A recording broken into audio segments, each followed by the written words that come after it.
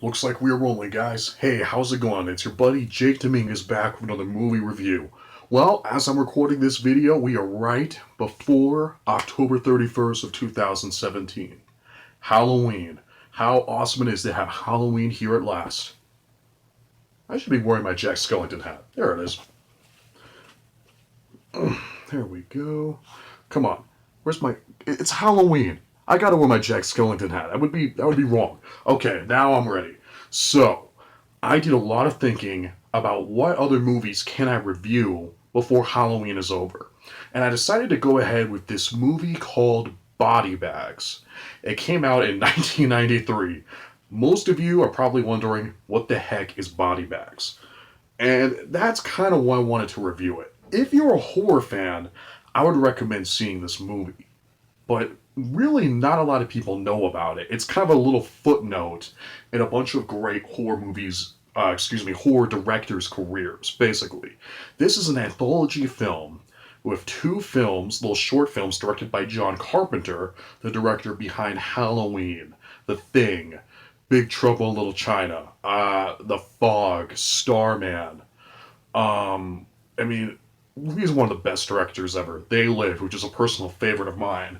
And also, there's one segment directed by Tobe Hooper, who is the director of the Texas Chainsaw Massacre, the credited director on Poltergeist, and that sort of thing. He is both excellent filmmakers. And they worked on this anthology film. And there's really not a lot of info on the internet about this movie. There was a Blu-ray release from Shout Factory, I think, kind of recently, a few years ago. But if you're a big fan of those directors and of their movies like I am, I'd recommend seeing this film. We're going to talk about this film. I'm going to go segment by segment and talk about it and why it's kind of fun and what the big deal is. But it is kind of an interesting footnote that most horror movie fans don't really know about. So Body Bags was made in 1993 for Showtime. This was a TV movie. As far as I could find, it's never had a theatrical release of any kind. This is just Showtime. And again, this is where I get different stories. But this was made to be kind of like the pilot episode or something to make an actual TV show based on it. Kind of like Tales from the Crypt, the Goosebumps TV show, which was based on the Goosebumps books, but you know what I mean. The Twilight Zone, obviously. And I've read different reports on this. It's either this whole movie was the pilot, or this was kind of different segments they were shooting for the show in general. But either way, while shooting was going on, it was scrapped. The TV show idea was scrapped, so this kind of just became a TV movie, and they kind of took the segments together, and the show was going to have these little opening narration segments by John Carpenter.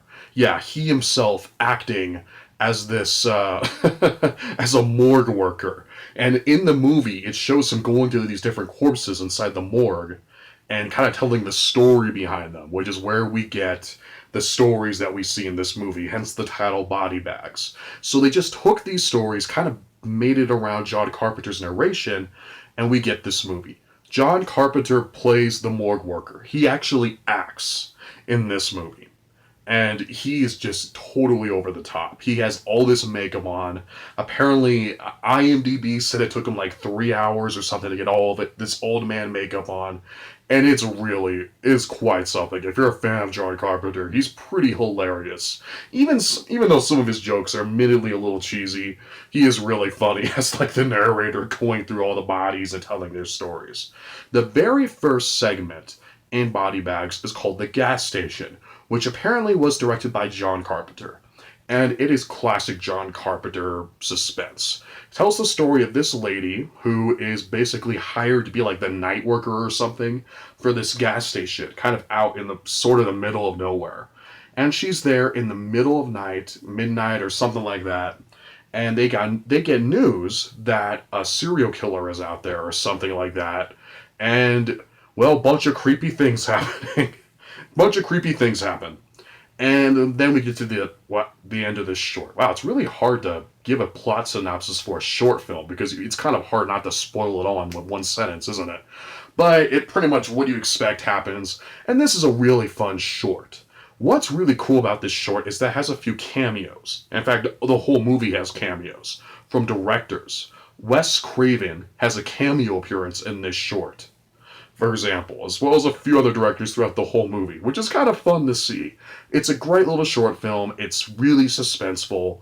It's short, quick, to the point. There's not much to it, but it is really entertaining, and it's just John Carpenter doing suspense, very much like Halloween, and it's really fun. There's even a fun little Halloween reference in there, which is pretty cool. The second segment is called Hair. It stars Stacy Keach, I believe, as a guy who's bald and he really wants to grow hair. So he meets up with a doctor to get hair. He grows very long hair, and that's it. That's kind of the short. This little short film, this hair short film, which is the second in this movie, is my least favorite, if I'm gonna be honest. Stacy Keach gives a really good performance, and it's kind of interesting to see John Carpenter direct what's essentially a comedy short film. It's completely different from the first one in that it's kind of just straight comedy. I just didn't find it really that funny, and it takes too long to get to the setup. Excuse me, not the setup, to get to the actual, like, payoff to opposites. And when you finally find it out, I found it pretty disappointing. It's like, okay, whatever. And pretty much what you expect would happen happens. And I just found it really unsatisfying as a short film. I didn't find it funny. It was really predictable. And it was just kind of like, I didn't like it at all. I gotta be honest. I'm like, why was that the second segment? It's just kind of meh. Like there gotta be something better than that. So I don't have much to say about it other than that. The third segment in this movie is my favorite. It's called I, and it stars, believe it or not, Mark Hamill. And this is definitely a role that you don't get to see Mark Hamill perform very often in live action. In animation, for sure, and his voice work, for sure. In fact, this movie could have been an audition tape for playing the Joker, for all I know, because of what he does in this film. But I tells the story of a baseball player, and this is all-American baseball player played by Mark Hamill, has a little mustache, has an accent, he's really funny and really good, just the normal, everyday baseball player. And he gets in a car crash, and he loses his eye. So he gets an eye transplant, because he wants to be able to still play baseball. The problem is this eye belonged to another serial killer or something like that, and bad things happen. Yeah, another body horror film, basically, in body bags. The second one is basically a body horror thing because he wants to grow hair and he grows really long hair. And the third one is a body horror as well, of Mark Hamill needing a new eyeball. It's kind of odd that two body horror short films are kind of in this, and that those are the final two, and there's one that's I don't know. I don't think they really totally made that all work. I don't think it completely 100% works. But I gotta say, just looking at this segment, which is directed by Tobe Hooper, by the way, this was his segment, it's my favorite. Mark Hamill does a really good job. It's not a role, again, you get to see him perform in live action, because he becomes insane in this short film. I bet it was tons of fun for him to do. And this short film got me. It actually is scary. There is a few parts in this short film that really got to me, and the ending is like, it's like, ouch. Like, it's actually pretty clever what they do, and I really liked that. It's pretty creepy, it's scary, Mark Hamill's great at it. It's probably my favorite out of all of them. And that's basically Body Bags. Those three segments, and these little narrations by John Carpenter. As a whole, if I'm gonna be honest, this movie's not great. It's fun to see John Carpenter act as this morgue kind of guy. There's lots of good ideas here. I would have liked to have seen this as a show, just to see John Carpenter play a crazy morgue guy over again. But the segments themselves aren't extraordinary. They're good, and it's good to, of course, as a fan of John Carpenter and Tobe Hooper, it's cool to see them do these little short films. But it's not their best work. And it's really hard in general to do a good anthology movie. How many good anthology movies have there been? It's really hard to pull it off, and I don't think they really pulled it off 100% here. I enjoyed this movie overall for sure, and I would recommend it just to see this little footnote in these great horror film directors' filmographies. Not just Tobe Hooper and John Carpenter, but the actors who make certain actors and directors who make cameos in it. And to see Mark Hamill give an awesome performance, you don't get to see a lot from him. But overall, it's just, not that scary most of the time, especially the hair segment. There's nothing very extraordinary or standout about it. And it almost makes me wonder, once they found out they were going to make it the show, that they just kind of shrugged and made this. I don't know. Tonally, it doesn't always work because these segments are almost too different from each other, especially since the last two are body horror. Like, it almost feels weird that the first one doesn't have anything to do with that. And you could kind of tell that, yes, this was a TV show in the making and they just scrambled up together to make this. However, it is fun to see this footnote in all these directors' careers just in this little short film. So if you like horror films, I recommend seeing Body Bags. It's also an entertaining movie overall. It's funny for the most part. Not all the jokes fly, but John Carpenter's definitely really funny.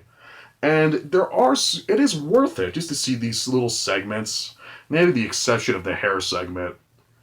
But they're both good. I mean, all three of them are, even all three of them are fine. Sorry, I'm having trouble talking. They're all good enough to at least check out if you're a fan of these directors.